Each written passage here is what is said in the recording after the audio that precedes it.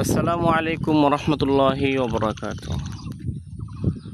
দূরের কাছের সকলে কেমন আছেন কমেন্ট করে জানাবেন। আলহামদুলিল্লাহ, আল্লাহর রহমতে আমিও ভালো আছি।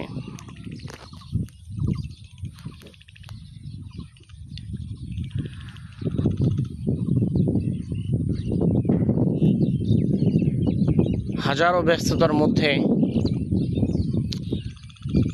দিন শেষে যদি আপনি সফর না করেন, একটু ঘোরাঘুরি না করেন, তাহলে যেন আপনার সব কিছুই বৃথা। কর্মব্যস্ততায় নিজেকে আমরা সকলেই সব সময় ডুবিয়ে রাখি। আমাদের উচিত এই কর্মব্যস্ততার মাঝেও আমরা নিজেদেরকে কিছুটা সময় দেই, এটা দেওয়াটা উচিত। এতে করে আপনার মন যেমন ভালো হবে, ঠিক তেমনি করে সামনে আবার কাজ করতে সুবিধা হবে। যখন দেখবেন যে আপনি কাজ করতে করতে বোরিং হয়ে যাচ্ছেন, তখনই উচিত আপনি সফর করে, ঘোরাঘুরি করে আপনার এই মনকে প্রশান্তি দেন, শান্তি দেন, মনটাকে ব্যস্তময় জীবন থেকে একটু রেহাই দেন। দেখবেন এতে করে আপনার অনেক লাভ হবে। আপনার ব্রেন, আলহামদুলিল্লাহ, কত সুন্দর একটি আবহাওয়া। এর মধ্যে দেখেন, এটা আমার নানি বাড়ি, এটা আমার নানুর বাড়ি। আমি ছুটিতে সর্বপ্রথম আমাদের বাড়িতে গেছিলাম। ওখানে ঈদের দিন ছিলাম। ঈদের 2 দিন আগে গেছি। আমি গেছি সম্ভবত 4 তারিখ বাড়িতে গিয়েছি। 5, 6, 7, 8 তারিখ পর্যন্ত ছিলাম। 8 তারিখ আবার রওনা দিয়েছি ঢাকায়। ঢাকা থেকে আবার পুরো পরিবার নিয়ে এসেছি রংপুরের উদ্দেশ্যে। তো আলহামদুলিল্লাহ 8 তারিখ রাতে রওনা দিয়েছি। আজকে আবার আল্লাহ চাইলে ইনশাআল্লাহ রওনা দিব ঢাকার উদ্দেশ্যে। দেখুন কত সুন্দর পরিবেশ, দেখেছেন?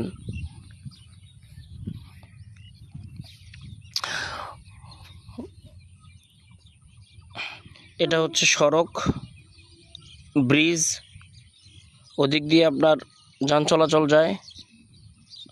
আর এই রাস্তাটা হচ্ছে ভিতরে ওই বাড়িতে যাওয়ার রাস্তা। এটা হচ্ছে রেল লাইন। এখন ট্রেন আসতেছে।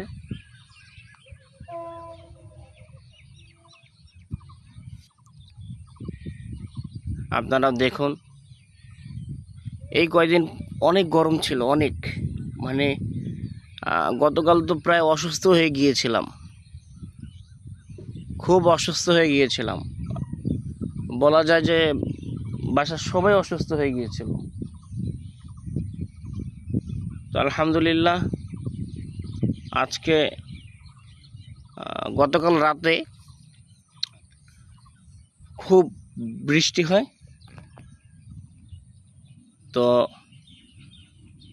এই বৃষ্টির কারণে, আল্লাহর রহমতের কারণে এখনো পর্যন্ত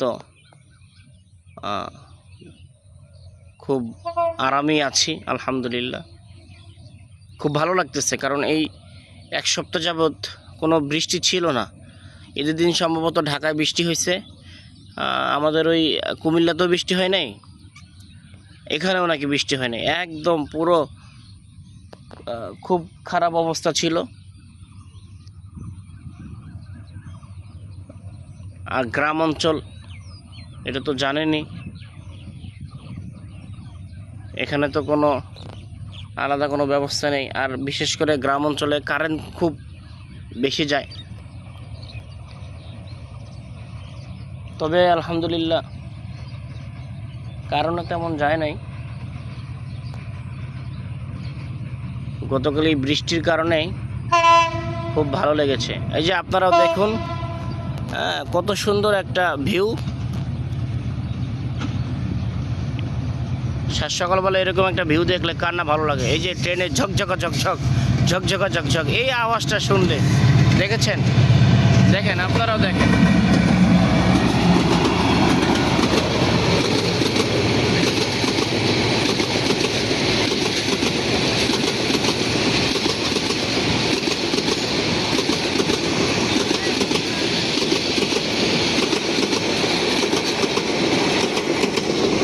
বিশাল বড় একটা ট্রেন এইমাত্রই ছুটে গেল ঢাকার উদ্দেশ্যে।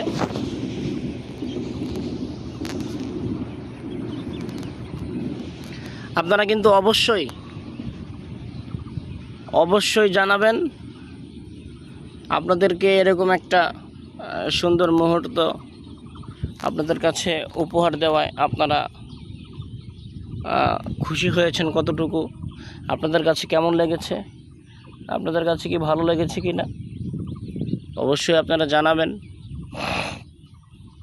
আলহামদুলিল্লাহ। আর বিশেষ করে আপনাদের কাছে যেটা বলা সেটা হচ্ছে, ইউটিউব জগতে আমি নতুন এসেছি, আপনারা কিন্তু অবশ্যই আমাকে সাপোর্ট করবেন, পরামর্শ দিবেন। যদি কোনো ভুল হয়ে থাকে অবশ্যই সেই আপনাদের পরামর্শ নিয়ে সেই ভুলগুলো শুধরানোর চেষ্টা করব ইনশাআল্লাহ।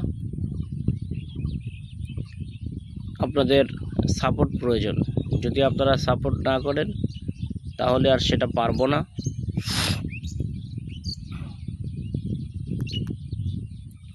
আপনাদেরকে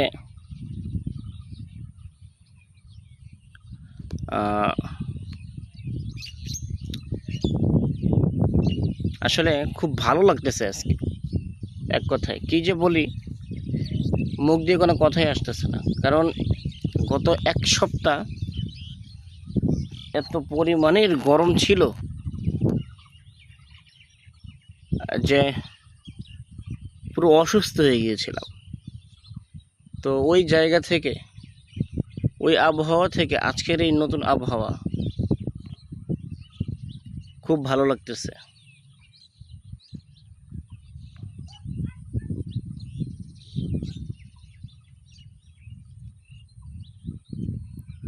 বিশেষ করে আপনারা সবাই কমেন্ট করে জানাবেন, এই ঈদ উল আজহা, কোরবানির ঈদ আমরা আল্লাহকে খুশি করার জন্য যেই কষ্ট করলাম, ত্যাগ করলাম, আপনাদের কাছে এই ঈদ উল আজহা আপনাদের কেমন কেটেছে, কেমন লেগেছে, কে কী করেছেন অবশ্যই তা কমেন্ট করে জানাবেন। কমেন্ট করতে কিন্তু ভুলবেন না। কে কোথার থেকে আমার এই ভিডিও দেখছেন অবশ্যই জানাবেন, এবং একটি লাইক আর একটি কমেন্ট করবেন। কে কোথা থেকে দেখতেছেন, কার কাছে কেমন লেগেছে আমার এই ভিডিওটি। এখানে কোনো কাটছিট করা হবে না, কোনো কিছুই করা হবে না।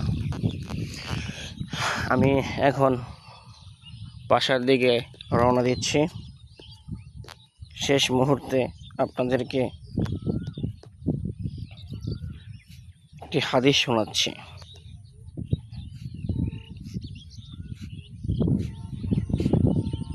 আখলিস দীনাকা ইয়াকফিকাল আমালুল কলিল। আখলিস দীনাকা ইয়াকফিকাল আমালুল কলিল। হাদিস শরীফের অর্থ, তোমার ঈমানকে খাঁটি করো, অল্প আমলই নাজাতের জন্য যথেষ্ট হবে। আপনি সারা রাত তাহাজ্জুদ নামাজ আদায় করতেছেন, আপনি মানুষকে দেখিয়ে দেখিয়ে লাখ লাখ টাকা দান করতেছেন, আপনি লোক দেখানো ইবাদত, লোক দেখানো দান, লোক দেখানোর মাধ্যমে যখন কোনো কিছু করা হবে, তখন আপনার এই আমলগুলো গ্রহণযোগ্য হবে না। হাদিসে কিন্তু আপনাকে বলে নাই বা বলা হয় নাই যে আপনাকে অনেক অনেক আমল করতে হবে। এই হাদিস দ্বারা আমরা কি বুঝি? অল্প আমলই নাজাতের জন্য যথেষ্ট হবে, কিন্তু এই আমলটা হতে হবে একমাত্র আল্লাহকে রাজি ও খুশি করানোর জন্য। যখন আপনি কোনো কাজ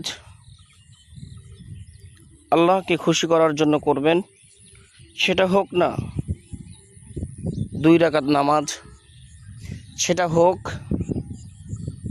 দানের ক্ষেত্রে অল্প কিছু দান, তো আল্লাহ খুশি হয়ে যাবে।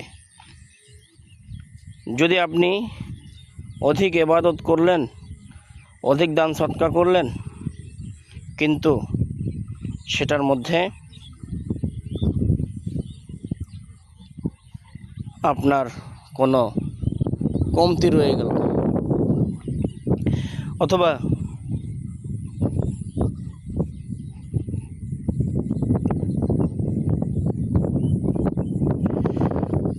সেটার মধ্যে আপনার অহংকার আছে, অথবা আল্লাহকে খুশি করানোর জন্য আপনি কাজ করেননি, মানুষকে খুশি করানোর জন্য আপনি কাজটা করেছেন, তাহলে আপনি এই হাদিস অনুযায়ী আমল করেন নাই। আপনাকে এই যত ইবাদত করতেছেন, যত দান খরচ করতেছেন, এগুলো আপনার কোনো কাজেই আসবে না, এক কথায়। এর জন্য আমাদের উচিত হাদিসের উপর আমল করা। হাদিসটা কি বলেছিলাম? আখলিস দীনাকা ইয়াকফিকাল আমালুল কলিল। 1 নম্বর ঈমানকে খাঁটি করতে হবে। যার ঈমান ঠিক আছে, যার আমল ঠিক আছে, ঈমান ঠিক রেখে অল্প আমল, অল্প দান সদকা করলে তা আল্লাহর কাছে কবুল হবে। তোমার ঈমানকে খাঁটি করো, অল্প আমলই নাজাতের জন্য যথেষ্ট হইবে। তাহলে 1 নম্বর হচ্ছে আমাদেরকে ঈমান ঠিক করতে হবে। ঈমান ঠিক রেখে অল্প আমল করলে জান্নাতে যাওয়া সম্ভব হবে। তো আমরা সকলেই এই হাদিসের উপর আমল করার চেষ্টা করব ইনশাআল্লাহ। ঈমান কি? 3 জিনিসের নামকে ঈমান বলে। একদম ছোট্ট পরিসরে যদি বলি, কয় জিনিসের নামকে ঈমান বলে? 3 জিনিসের নামকে ঈমান বলে। এই 3টা জিনিস যদি আপনার মধ্যে, আমার মধ্যে থাকে, তবেই আমি নিজেকে ঈমানদার হিসেবে দাবি করতে পারবো। 3টা জিনিস কি কি? 3টা জিনিস হচ্ছে,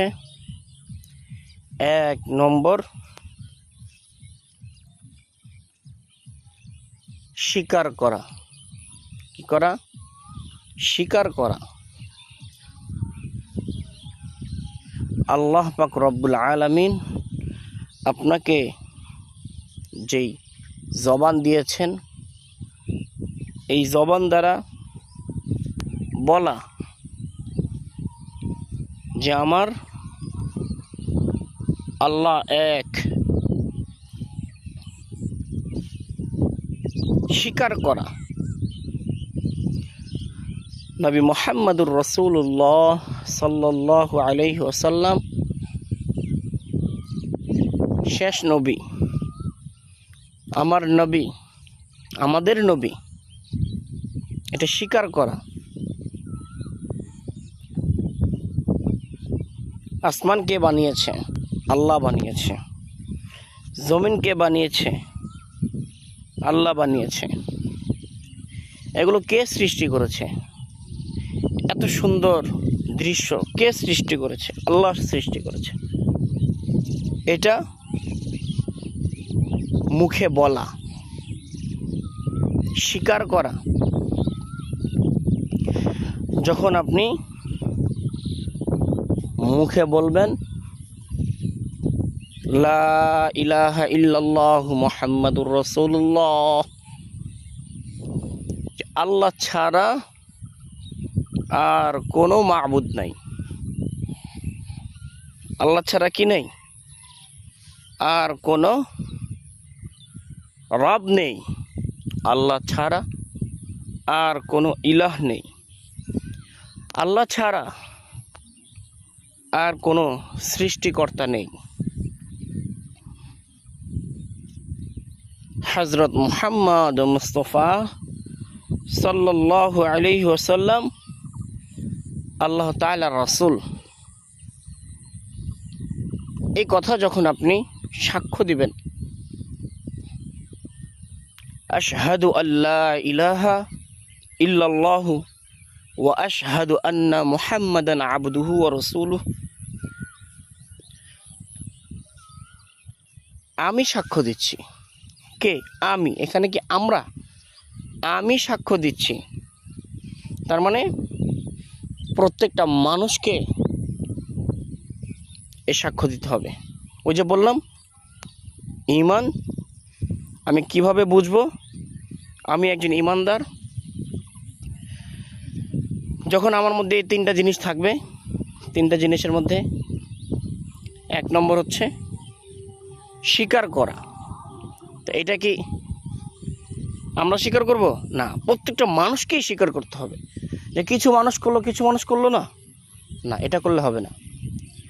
আমাকে স্বীকার করতে হবে, প্রত্যেকটা মানুষকে স্বীকার করতে হবে। যে স্বীকার করবে সেই ঈমানদার হবে। তো যেটা বলতেছিলাম, এক নম্বর স্বীকার করতে হবে, স্বীকার করা। আমি সাক্ষ্য দিচ্ছি। আমি কি দিচ্ছি? সাক্ষ্য দিচ্ছি আল্লাহ ছাড়া কোনো মাবুদ নেই।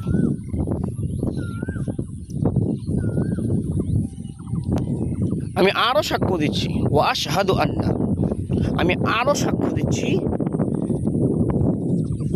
নবী মুহাম্মদুর রাসূলুল্লাহ সাল্লাল্লাহু আলাইহি ওয়াসাল্লাম আল্লাহ তাআলার বান্দা ও রাসূল। যখন আমি সাক্ষ্য দিব, আমি মুখে বলবো, তখনও আমি আমার নিজেকে ঈমানদার হিসাবে দাবি করতে পারি না। কেন? কারণ আমি বলেছি নিজেকে ঈমানদার হিসাবে দাবি করতে হলে তিনটা জিনিস শর্ত, যার মধ্যে তিনটা জিনিস আছে সেই নিজেকে ঈমানদার হিসাবে দাবি করতে পারবে। তাহলে এক নম্বর হলো। দুই নম্বর কি? এখন যেটা স্বীকার করলাম এই জিনিসটাকে আমার মনের মধ্যে বসাইতে হবে, বিশ্বাস করাইতে হবে। হ্যাঁ, অন্তরে বিশ্বাস করা। আমি মুখে বললাম এক, অন্তরে আমার আর এক, তাহলে হবে না। আমার সামনে দুজন লোক দাঁড়ানো আছে, আমি তাদেরকে মুখে মুখে বললাম আপনার খুব ভালো মানুষ, কিন্তু আমার অন্তর থেকে তাদের প্রতি ঘৃণা আসতেছে, তাদেরকে আমি ঘৃণা করতেছি, তাদেরকে মনে মনে বকা দিচ্ছি, গালি দিচ্ছি, তাহলে হবে না। তাহলে এটা তো আমার দুই রকম হয়ে গেল। আমার মুখে স্বীকার করতেছি এক, আর আমার অন্তরে আর এক। না, তাহলে হবে না। তাহলে কি করতে হবে, কি করা উচিত? 1 নম্বর, সাক্ষ্য দিলাম, মুখে বললাম, স্বীকার করলাম। এখন সেটাকেই অন্তরে ধারণ করতে হবে, অন্তর থেকে তা স্বীকারোক্তি দিতে হবে, অন্তরে বিশ্বাস করতে হবে, মনে প্রাণে বিশ্বাস করতে হবে।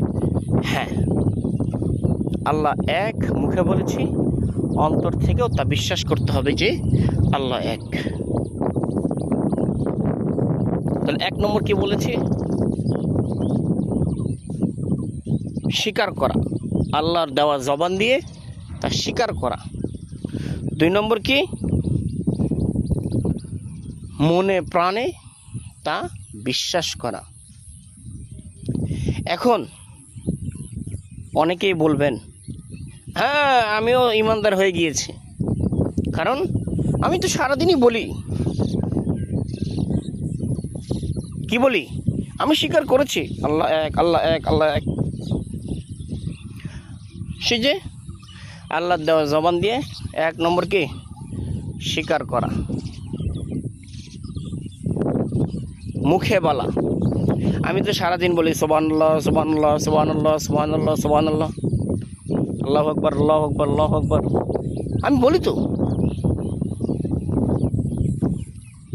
মনে প্রাণেও তো তা বিশ্বাস করি। আসলেও তো আল্লাহ এক, আল্লাহ ছাড়া কি আর কেউ আছে এটা বিশ্বাস করি। বেটা আমি নিজে বলি না।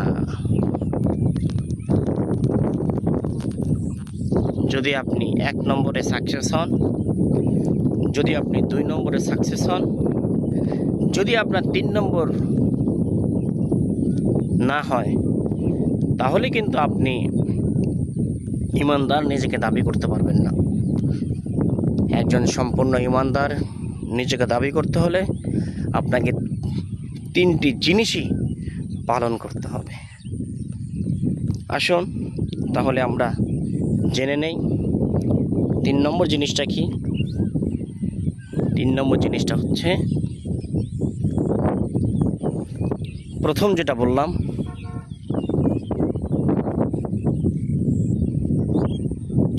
দেখুন ঢাকার উদ্দেশ্যে কি সুন্দর বাস চলে যাচ্ছে। আমরা অবশ্য সকালে যাওয়ার চিন্তা ভাবনা করেছিলাম, পরে চিন্তা করলাম যে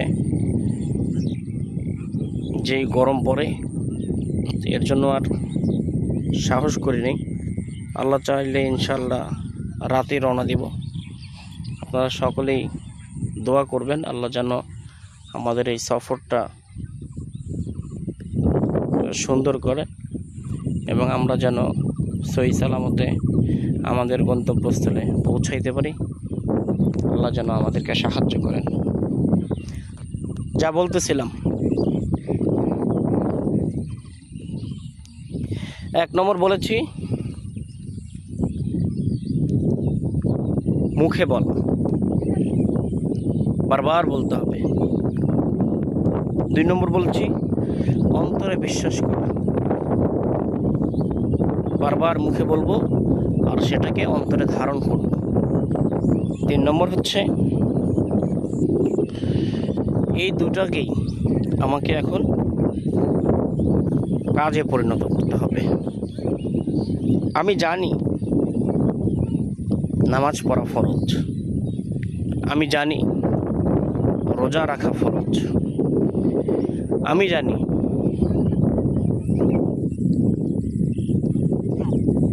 যাকাত দেওয়া ফরজ, আমি জানি হজ করা ফরজ।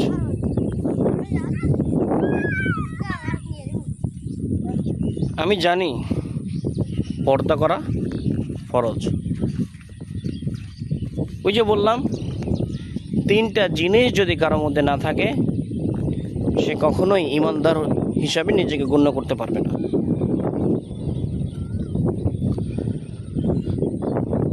তাহলে আমাকে কি করতে হবে?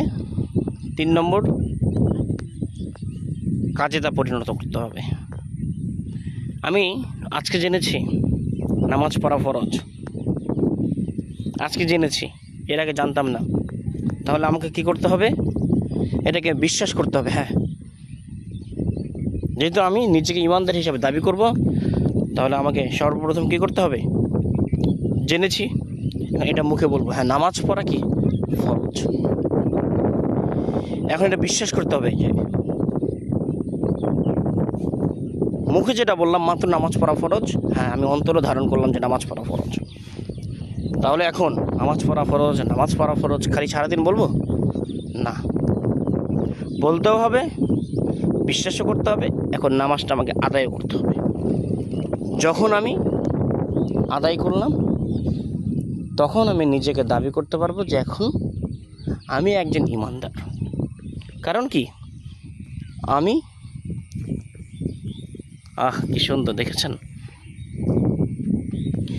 আমি মুখেও বলেছি নামাজ ফরজ, অন্তরেও বিশ্বাস করেছি নামাজ পড়া ফরজ। আমি নিজে নামাজ আদায় করেছি, আমি নিজেকে ইমানদার হিসেবে দাবি করতে পারি। আমি জানি পর্দা করা ফরজ, অর্ধ উলঙ্গ হয়ে রাস্তায় হাঁটা ঠিক নয়। দাউস পুরুষ ও মহিলা উভয় কেউই জান্নাতে যাবে না, এটা জানি, শুনেছি, অন্তরেও তা বিশ্বাস করেছি, কিন্তু তা বাস্তবে রূপ দেই নেই। তাহলে কি আমি ইমানদার হতে পেরেছি? না। তাহলে আমাকে বাস্তবে রূপ দিতে হবে যে কোনো জিনিস। যখনই আমি যা কিছুই শুনবো, আমাকে এটা করতে হবে। মুখে বললাম, অন্তরে বিশ্বাস করলাম, যদি তা আমি কাজে পরিণত না করি, তাহলে আমার ঈমান পরিপূর্ণ হল না। আর এই ঈমান যদি না থাকে, ঈমান যদি পরিপূর্ণভাবে না হয়, তাহলে ওই যে বললাম আখলিস দীনাকা ইয়াকফিকাল আমালুল কলিল, হাদিসে কি বলেছে? তোমার ঈমানকে খাঁটি করো। তাহলে তো আমার তো এখানে ঈমানটা খাঁটিই হলো না, এখনও ভেজাল আছে। আমাকে সর্বপ্রথম ঈমানকে খাঁটি করতে হবে। যখন আমার ঈমান খাঁটি হয়ে যাবে, তখন পরের অংশে কি, অল্প আমলই নাজাতের জন্য যথেষ্ট। কি বেশি আমল না, অল্প আমল, অল্প আমলেই নাজাতের জন্য যথেষ্ট হয়ে যাবে। এখানে কিন্তু বেশি আমল বলেনি, অল্প আমলেই নাজাতের জন্য যথেষ্ট হবে। তাই এই ঈমানকে আগে মজবুত করা, এই 3টা জিনিসকে নিজের মধ্যে ধারণ করা। আর যখন আমি এই 3টা জিনিস নিজের মধ্যে ধারণ করতে পারবো, তখনই আমার ঈমান মজবুত হবে। আর আমি যা কিছু করব, তখন সেটা আল্লাহর কাছে কবুল হবে, এবং সেই আমলগুলো আমার কাল কিয়ামতের ময়দানে নাজাতের জন্য উসিলা হয়ে দাঁড়াবে। তাই আসুন আমরা সকলেই নিজের ঈমানকে আগে মজবুত করি, তারপরে আমল করি, আল্লাহকে রাজি খুশি করি। আল্লাহ যেন আমাদের এই ঈমানকে ঠিক করে আমল করার তৌফিক দান করে। কাল কিয়ামতের ময়দানে যেন আমাদের এই ছোট ছোট আমলগুলো নাজাতের জন্য উসিলা হয়ে দাঁড়ায়। কোনো কারণে যেন আমরা আটকা পড়ে না যাই। আপনারা সকলেই সুস্থ থাকুন, ভালো থাকুন। আজকে এই পর্যন্তই। আল্লাহ হাফেজ, ফি আমানিল্লাহ।